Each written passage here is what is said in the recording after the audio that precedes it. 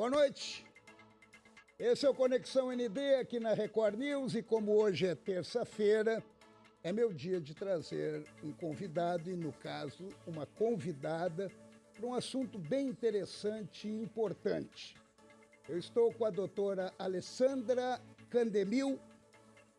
Ela é advogada trabalhista e ela é especializada em compliance trabalhista. É esse o assunto que nós vamos tratar hoje. Boa noite, doutora Alexandra. Alexandra também serve?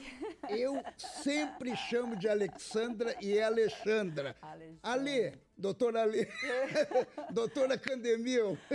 Olha, eu fico muito feliz em recebê-la aqui hoje no Conexão para falar de um assunto que é extremamente importante, principalmente num momento em que estão olhando para a reforma trabalhista até no sentido de voltar a mexer, voltar a mudar, voltar a avançar ou a retroceder. Mas vamos tratar sobre um compliance trabalhista.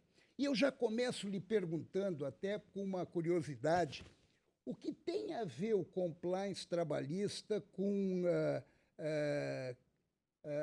aquele projeto de anticorrupção, projeto de contra a lavagem do dinheiro, projeto da lavagem do dinheiro contra a lavagem, o projeto da lavagem do dinheiro, o que tem o compliance trabalhista a ver com isso?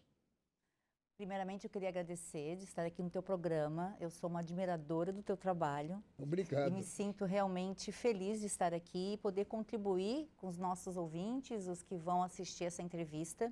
E a tua pergunta é um grande início de um bate-papo. O compliance, as suas raízes, elas são internacionais, até inclusive muitos me perguntam, mas como é que eu falo, né, compliance, compliance? Então, nós adotamos essa linguagem internacional porque realmente o compliance ele teve como um fato gerador do seu nascimento as questões que envolvem a corrupção, seja em nível americano, seja na Europa e chegou também no Brasil. Então, agora é um termo de origem inglesa, né? Exatamente, é inglesa, do verbo to comply, né, que é cumprir as normas. Então, todo o arcabouço, digamos assim, os fundamentos do compliance, ele realmente, na sua estrutura básica, tem a ver, Paulo, com as questões da corrupção. E no caso brasileiro, a gente tem várias leis que falam sobre compliance. Mas a grande meta do compliance, no meu caso, que estou há 5 anos estudando, eu fui incorporando as leis brasileiras sobre os métodos, digamos assim, de programas de integridade, para que todos os funcionários, como empresas, né, que têm alguma ligação com o setor público, possam cumprir a conformidade da lei, para que não haja corrupção. Mas eu fui estudando as normas internacionais brasileiras para transformar num método na área trabalhista, que é a minha área, que há muitos anos, mais de 27 anos, eu atuo na parte preventiva trabalhista. Então, estudando as leis brasileiras, é que eu comecei a perceber, eu posso criar um programa de integridade nas empresas. Por isso porque o nome o compliance trabalhista ele é importado ou ele tem alguma origem por aqui? Na verdade, o compliance trabalhista também é importado, mas não com esse nome. Ele nasceu dentro da governança corporativa. Então, hoje, uma governança corporativa de uma grande empresa, na mesma linguagem internacional ou nacional, ela busca alguns elementos. Ter sempre o apoio da alta administração, ter as regras da lisura e da transparência nas contas, e o compliance está dentro da governança corporativa. Então, é um modelo internacional, por isso que eu sempre falo, até para quem está interessado na área, para os empresários, que hoje o compliance, como também tem um compliance tributário, tem um compliance até criminal das empresas, e no meu caso trabalhista, ele veio realmente para ser o futuro das empresas. Por quê? Porque tem método, tem ferramentas próprias. Então, eu entro numa empresa para torná-la, digamos assim, acessível perante os seus clientes. Por que eu digo acessível? Porque como tem raízes internacionais, hoje, por exemplo, eu tenho vários clientes que para poder vender os seus produtos, o comprador exige que a empresa tenha compliance. Por quê? Ah, o compliance seria tipo um ISO 9000? Isso, exatamente. E até foi bom que tu perguntou isso, porque na área trabalhista, e às vezes as pessoas perguntam, mas não, isso aí nunca foi ensinado em faculdade. Claro, é um tema novo, mas da onde vêm as raízes também agora do compliance trabalhista? Somando com as informações que eu já aqui mencionei. Nós temos ISOs específicas do compliance trabalhista, uma delas com certificação sobre direitos de conformidade legal. Aí tem um rol, Paulo, de elementos, principalmente são esses que eu trabalho nas empresas, para erradicar, ou diria assim, mitigar passivos trabalhistas. Então, essa norma internacional, ela praticamente é como se fosse um caminho que você pega a norma e vai seguindo essa norma para que a empresa consiga essa certificação. Exemplos, que é mais fácil. Segurança do trabalho. Nós temos um índice, inclusive em Santa Catarina, nós somos o 3º estado que mais tem acidentes de trabalho. Uma ação trabalhista de acidente de trabalho promove, Paulo, assim, indenizações que podem gerar, se for uma pequena, média empresa, um valor muito alto para se pagar. Agora, eu queria aproveitar até para... Claro que a senhora domina o assunto e vive disso. Agora, pegando esse exemplo que eu achei fundamental do acidente de trabalho e até envergonha o nosso estado, sendo o 3º com o maior número de acidentes de trabalho. Na prática, o que o compliance faz que melhoraria? Excelente pergunta. O que eu faço dentro do programa do compliance? Eu não sou a advogada que a gente fala que é o comum, que eu aguardo o conflito, tenho uma ação trabalhista e eu vou resolver no judiciário. O compliance age. Essa é a diferença do compliance e do advogado. Exatamente. Então, no compliance, nós advogados, no caso, eu tenho uma rede também de alunos e monitoro também, muitas questões relacionadas à advocacia consultiva, é evitar ações trabalhistas. Então, no teu exemplo, na tua pergunta, como é que eu faço? Eu uso essa ISO, SA 8000 é um exemplo, e eu crio dentro da empresa um programa de diminuição de riscos trabalhistas na área de segurança do trabalho. Então, sempre é interdisciplinar. Então, eu vou promover o quê? Uma maior fiscalização, um maior monitoramento. Eu tenho que verificar se os IPIs, que são os equipamentos de proteção individual, realmente têm a certificação do Ministério do Trabalho. Então, muitas vezes eu vejo que as empresas, elas não dão treinamento. Um dos pilares do compliance é treinamento contínuo. E o que a gente vê muitas vezes nas ações trabalhistas? Que as empresas acabam, porventura, perdendo, né, as ações. Elas não têm método preventivo. Elas compram equipamentos, por exemplo, uma luva.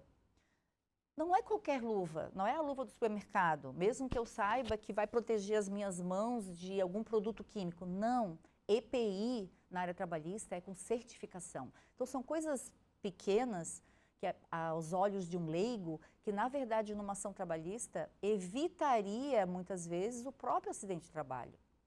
Agora, qual é a relação entre compliance e o advogado? Sim, o compliance, ele é um dos serviços que um advogado pode oferecer. Então, por exemplo, no meu caso, eu sou advogada de tribunal de ações trabalhistas, é o que nós chamamos de advocacia de contencioso, de lide, de processo. Nós temos a advocacia de consultoria, que é quando o cliente, assim como a gente vai no médico, está com uma dúvida de um problema específico trabalhista, como resolver isso. E o compliance é um programa, ele tem um método. É quando a empresa quer ter as certificações das ISOs, mas ao mesmo tempo ela quer crescer em termos de marca, em termos de valores. Ela faz questão de ter um selo de compliance que hoje é valorizado não só em termos de mercado, mas também dentro das entidades institucionais brasileiras. Então, hoje, a Justiça do Trabalho, o Ministério Público do Trabalho, os sindicatos e, inclusive, o Ministério do Trabalho, eles possuem cartilhas de compliance e eles, muitas vezes, promovem que as empresas aderem. Mas, geralmente, quando isso acontece, é quando já tem um problema.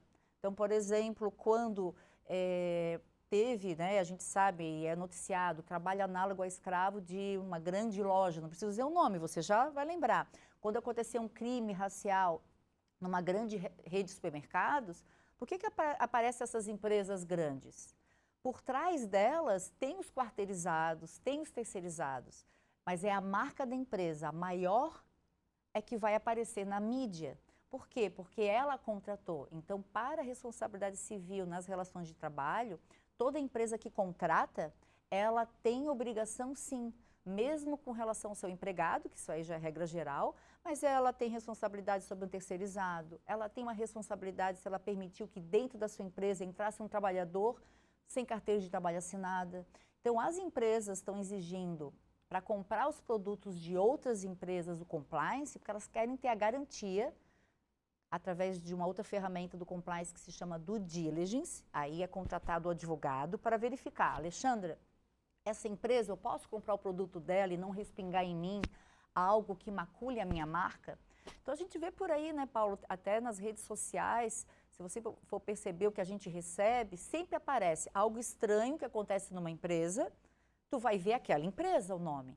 Mas eu investigando, que aí eu vou a fundo, nas maiores fórmulas que eu falo de macular as marcas das empresas, que quem praticou não foi a empresa, não foi diretamente o empregado da empresa. Geralmente isso acontece com a terceirização. Não quero menosprezar a terceirização, não é isso, mas é uma falta de controle de quem entra na empresa. É igual na nossa casa, a gente não deixa qualquer pessoa entrar.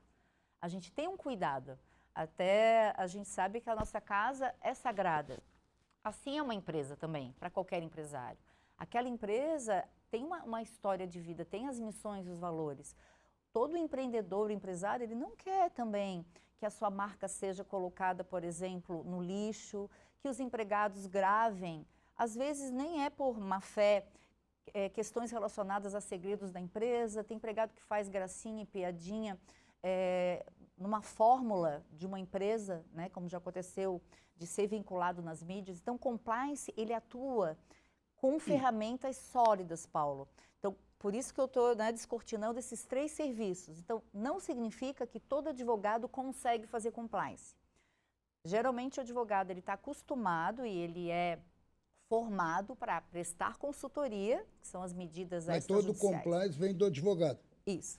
A parte trabalhista, a parte jurídica, sim. Tá? Se for um pacote, por exemplo, ambiental, compliance ambiental, por exemplo, eu posso promover o compliance na empresa com engenheiro ambiental. Cada área, ela vai ter um profissional específico. Vamos supor, a medicina do trabalho entra na área trabalhista, porque toda área trabalhista cuida de medicina do trabalho, relação de emprego, relação de trabalho, relação entre PJs dentro da empresa, que hoje também está crescendo muito nas empresas. A gente cuida de questões interdisciplinares, questões contábeis. Então, a gente age. Então, a advocacia de compliance é o seguinte, é como se você me contratasse, mas eu não vou esperar você me passar os problemas. É como se fosse uma auditoria. Eu entro na tua empresa e com os métodos eu vou criando as ferramentas. Geralmente dura de 1 a 2 anos. E o que a empresa ganha nisso, nesse processo todo, né? Ela ganha visibilidade, a sua marca cresce. Então é um trabalho que não é específico ao funcionário e aos diretores. É um trabalho que também atende ao cliente. Com certeza, a gente cuida de todas essas áreas.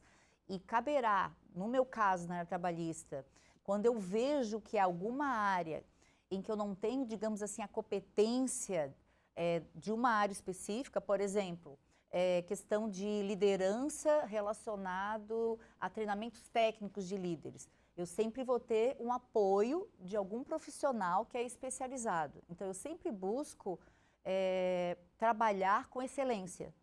E eu preciso também ter a humildade de saber até onde eu posso ir. Mas como uma visão de compliance, eu tenho uma visão de um todo. Então, eu sei tudo que eu vou fazer dentro da empresa e eu também sei com quem eu poderei contar nesse processo do compliance. Então, pega uma estrutura. Agora, uma coisa que me chamou a atenção, empresa, o compliance é para empresa grande, não é para empresa pequena? Gostei bastante da tua pergunta, inclusive na minha obra eu trabalho e é o meu depois foco. Eu vou até falar sobre isso. Você vai falar sobre o seu livro, é o quarto, né? É a quarta para a quinta publicação, mas esse é o meu novo livro, que foi lançado pós-pandemia, que é o Compliance Trabalhista. E nele, Paulo, eu defendo que o compliance, ele deve ser investido pelas pequenas, médias e grandes empresas.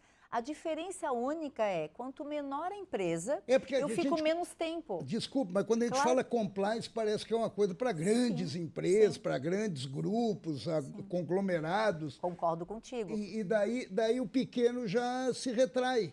E ele é simples, né? Inclusive, os próprios advogados me perguntam, né? Eu dou muito curso em pós-graduação, agora recentemente eu participei de um congresso, agora em julho outro congresso, porque o meu grande papel, e isso é o que faz eu me entusiasmar, e é por isso que eu estou muito feliz de estar no teu programa, é porque eu entendo que caberá aos advogados, caberá aos empresários, a própria sociedade entender o compliance não como... Porque realmente, né, o nome ficou americanizado, né? Mas não, ele é algo simples, mas ele tem técnica. Então, eu sempre digo, advogados e advogadas, não falem que fazem compliance misturando consultoria. Não, o compliance tem método. Eu posso usar algumas ferramentas do compliance na minha consultoria jurídica, mas eu não posso dizer que eu faço compliance se eu não tenho o cliente de compliance. Eu tenho que ter uma empresa em que eu estou praticando uma qualidade trabalhista através das ISOs de compliance, para que essa empresa possa ter a certificação, que ela possa estar, digamos assim, convergente com os métodos do compliance, porque eu, no final, como gestora do compliance, eu vou selar um compromisso com a empresa de que ela está pronta. Ela não fica dependente da Alexandra. E isso leva de 1 a 2 anos? Para grandes empresas, até 2 anos. Empresas pequenas, eu posso ficar de 6 a 8 meses. E depois, média empresa, 1 ano, eu consigo já implantar o compliance. E o que significa ela já está pronta? Quando eu trabalhei dentro dela todas as ferramentas do compliance. Então, vou dar exemplos que é mais prático, que acredito que muitas pessoas que estão nos ouvindo querem saber. Dá exemplos práticos. Então, a primeira é o código de ética e conduta. Não há como ter um código dentro de uma empresa não tão disruptivo. Por isso que a gente fala, o compliance ele é moderno. Então, a primeira coisa primeiro ato vamos implantar um código de ética e conduta, mas não aquele que a empresa já tem. São através, como eu falei antes, das ISOs sobre compliance trabalhista. Então, o primeiro produto é esse. Segundo, eu faço uma auditoria no departamento pessoal da empresa e no recursos humanos para ver quais são os documentos que essa empresa trabalha. E eu sempre constato contratos não modernos, um copia e cola, muitas vezes... O que é isso? Copia e cola eu não sei, é como se fosse assim, saber eu sei, mas eu digo assim, não sei de onde é que eles vão tirando pelo Google, que eu falo que é muito bom o Google, nos ajuda, mas ao mesmo tempo tem informações técnicas que não muito. Então, às vezes eu vejo um contrato de 5 cláusulas, sendo que eu posso explorar muito mais no contrato de trabalho. E o contrato de trabalho de uma empresa tem que ser específico para aquela empresa. Então, se eu tenho um posto de gasolina, é diferente de um contrato de um jornal, é diferente de um contrato de um supermercado, é diferente. E o que eu vejo por aí é um copia e cola que são modelos iguais. O compliance, a gente não admite isso, porque a Justiça do Trabalho sempre diz que os contratos trabalhistas e a doutrina é de adesão. O que é adesão? O empregado quer ser contratado, assina. É o padrão brasileiro e isso não é ilícito. O compliance não tem como permitir. E está na cultura do brasileiro também, lhe ouvindo agora e me chamou muito a atenção, está na cultura do brasileiro, deixa para depois, né? A gente resolve depois. E o compliance, pelo que eu estou entendendo, ele se antecipa ao problema e ele não espera o problema chegar. Só que a gente vai fazer um breve intervalo agora e já volta, que o assunto está bem interessante, mas nós vamos esquentar um pouquinho mais agora no segundo bloco. A gente já volta, é rapidinho.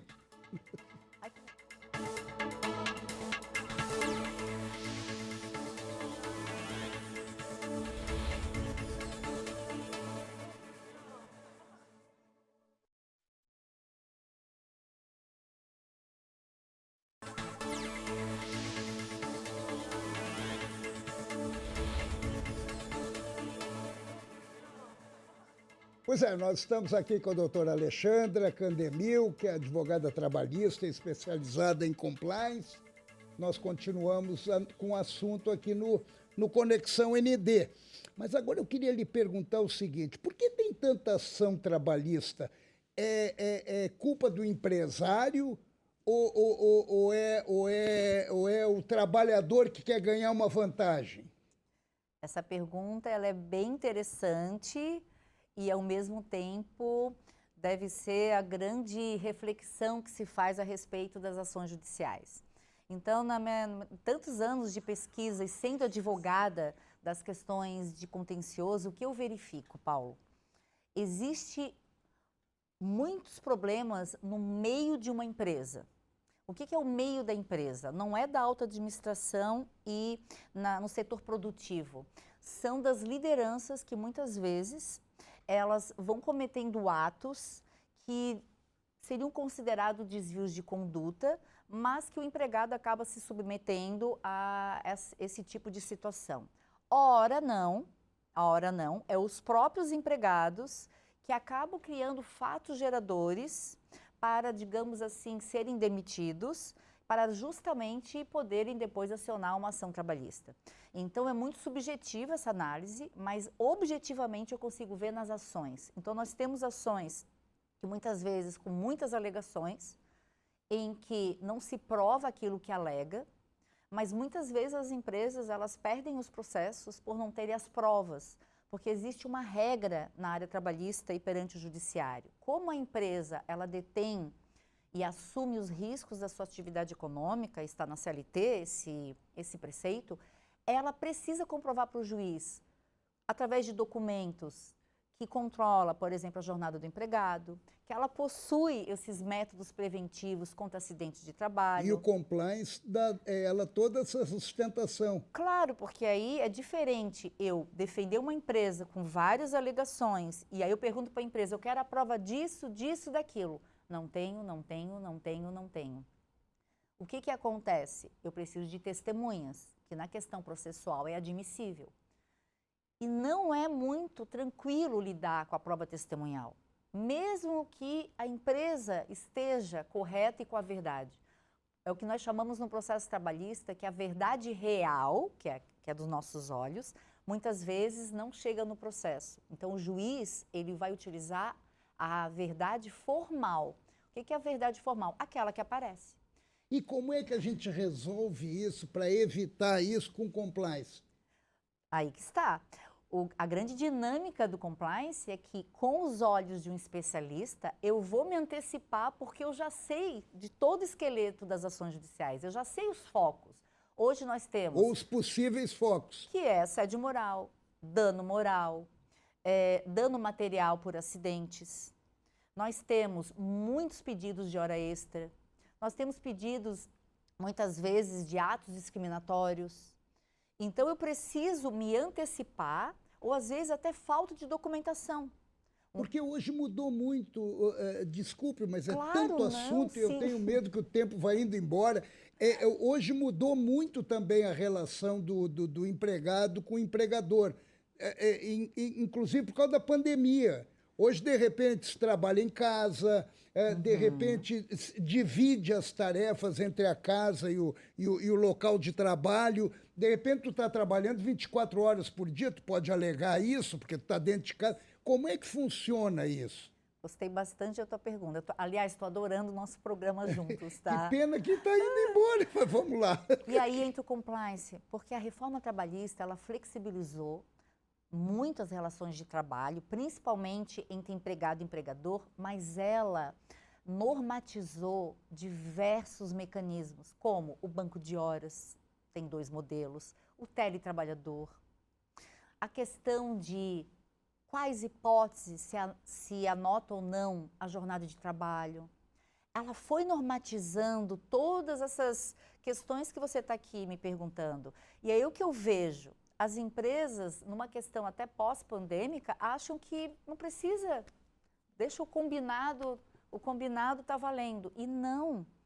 Hoje já está chegando as leads pós-pandemia e eu vejo empresas que não fizeram o contrato do home office de acordo com a lei. Existem vários requisitos. Tem empresas que querem, por exemplo, cobrar um dano que o empregado praticou, mas não está no contrato. E a lei diz, eu só posso cobrar do empregado um dano, e isso é possível, e poucas empresas sabem disso, se ele teve culpa. E além disso, tem que estar escrito antes.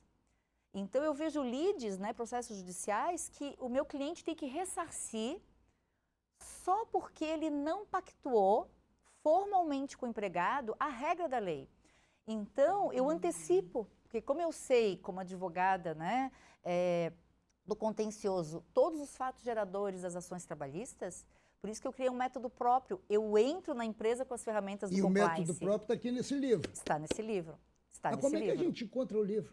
O livro, ele está vendido ele é um dos mais vendidos na Amazon, ele já está praticamente nas prateleiras virtuais ou da editora Hábitos. Então, na verdade, sim... Um dos mais vendidos. Oh, é um dos mais vendidos, obrigada. Parabéns. Inclusive, a editora já pediu, por favor, para eu fazer a segunda edição, porque eles têm acompanhado o meu trabalho nos congressos e muitas vezes ele diz, olha, mas tem ideias novas que não estão aqui. Eu disse, calma.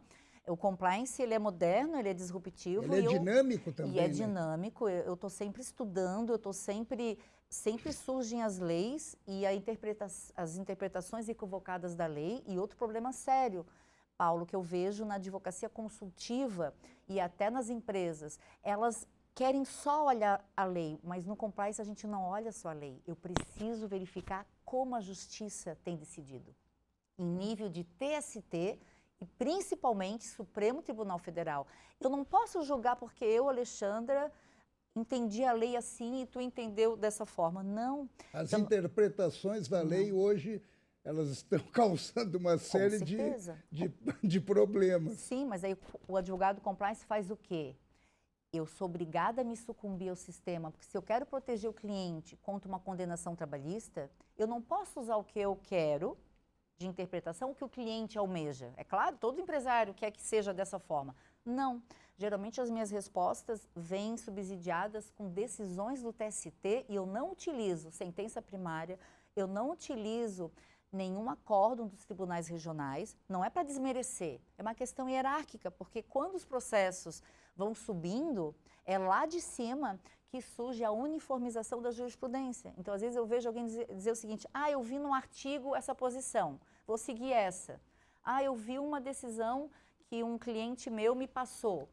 Não, em compliance eu não uso o sistema mínimo de alcance, eu uso lá em cima. Então, muitas vezes eu vou acabar finalizando um trabalho de compliance nessas diversas etapas, pelas posições. Então, a empresa recebe os riscos, que é uma outra questão do compliance, gestão de riscos, e eu vou dizer para ela, se ela decidir em face daquele artigo que ela gostou tanto, ela vai ter esse risco.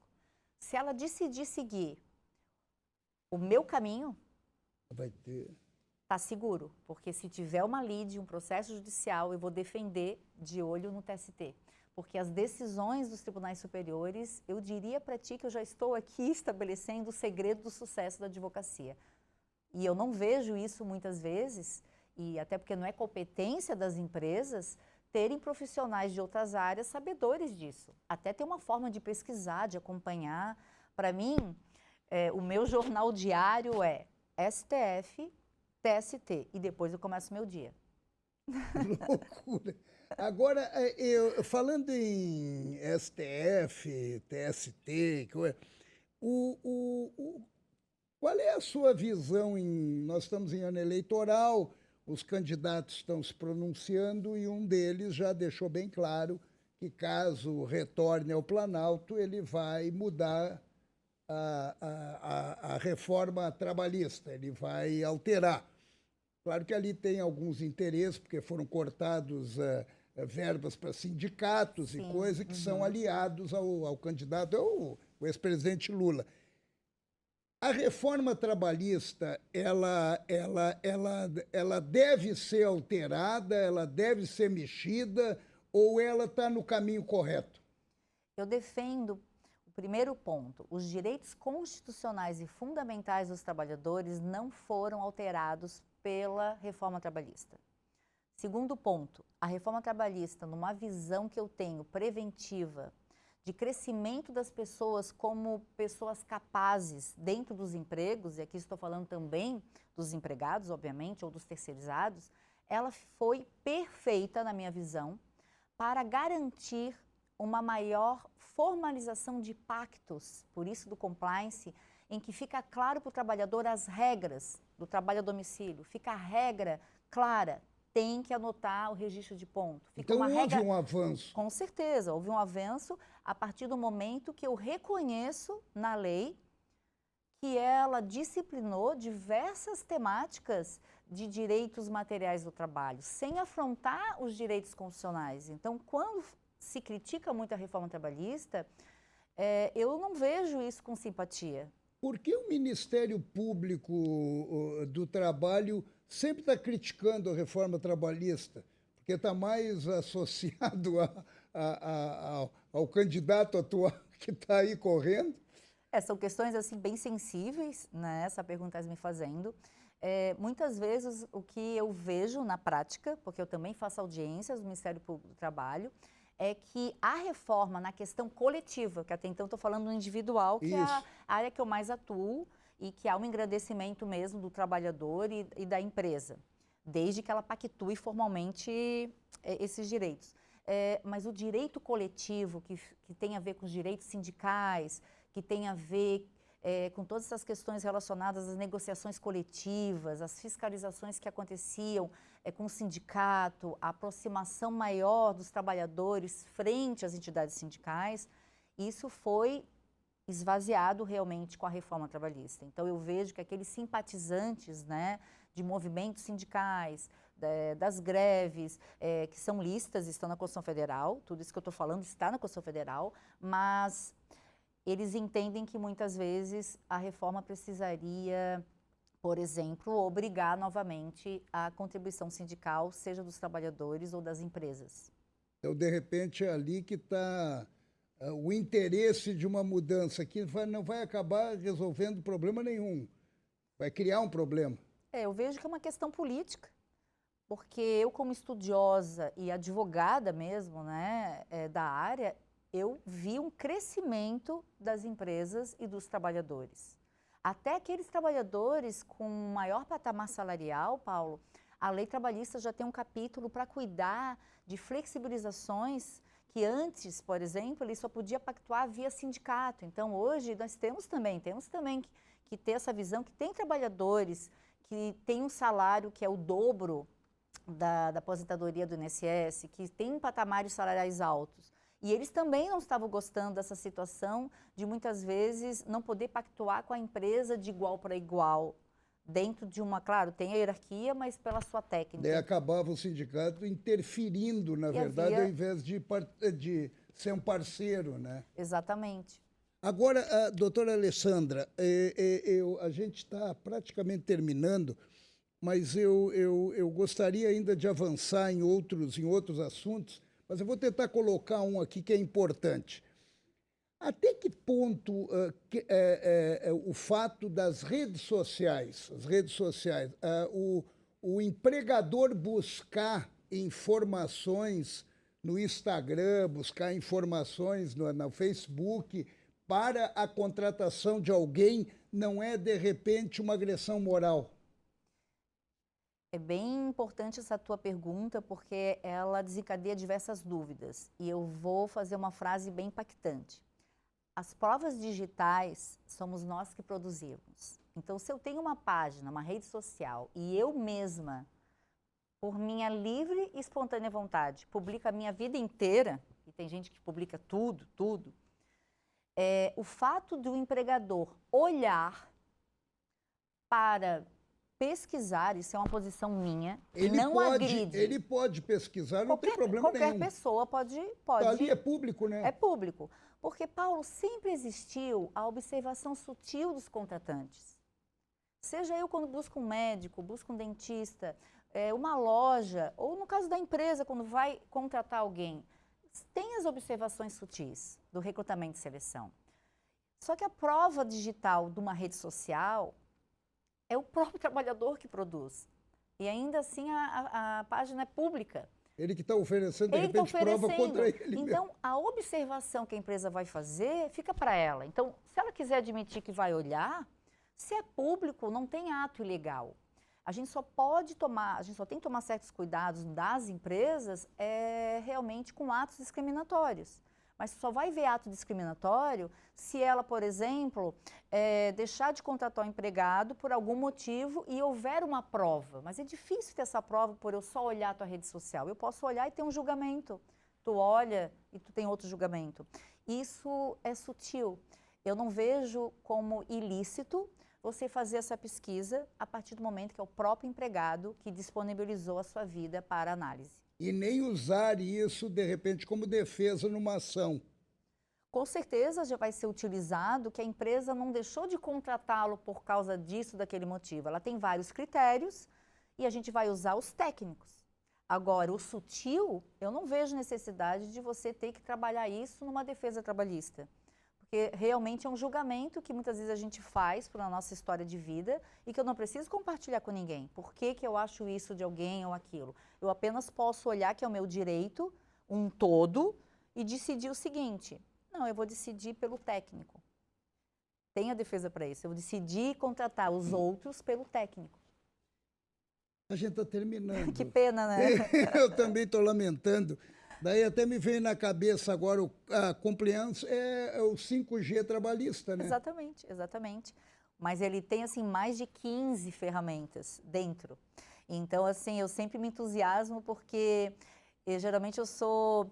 É engrandecedor você ver uma empresa dizer depois assim para ti: olha, eu tive um processo judicial e o meu advogado juntou todas aquelas provas que você já construiu.